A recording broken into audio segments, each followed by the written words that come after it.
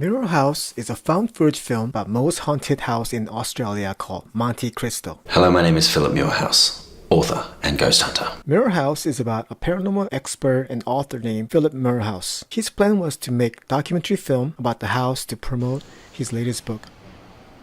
But soon he finds himself fighting for his life inside the house.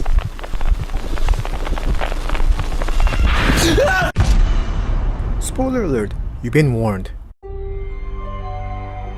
Muirhouse is based on a real place in Australia called Monte Cristo.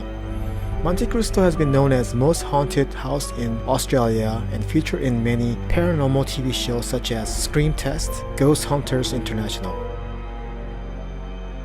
Muirhouse is a low-budget B-rated horror film, but it is a well-produced found footage horror film. It doesn't have shaky camera and still feels like authentic found footage film. Muirhouse is one of those movies where it starts out with ending. The movie starts out with Phillip Muirhouse wandering around the road, dazed and topless. He is carrying a small knife. A cop stops to check him out and Phillip Muirhouse starts to attack him. The cop arrests him.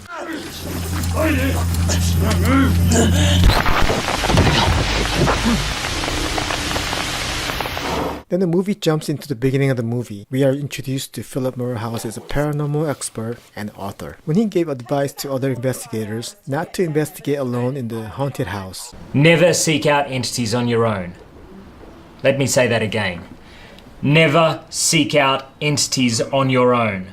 And most importantly, always have contact with the outside world. Well, we all know what's going to happen. He ended up being alone in the most haunted house in Australia. As he starts to investigate the house, nothing really happens in the beginning, except for some noise and door slamming and furniture moving. But as the night progresses, paranormal activity intensifies and he starts to freak out. I've been doing this 10 years and I have never had an experience like I have just had a door. The noises, this really is something else. At the end of the movie, a mysterious force locked him inside the wardrobe.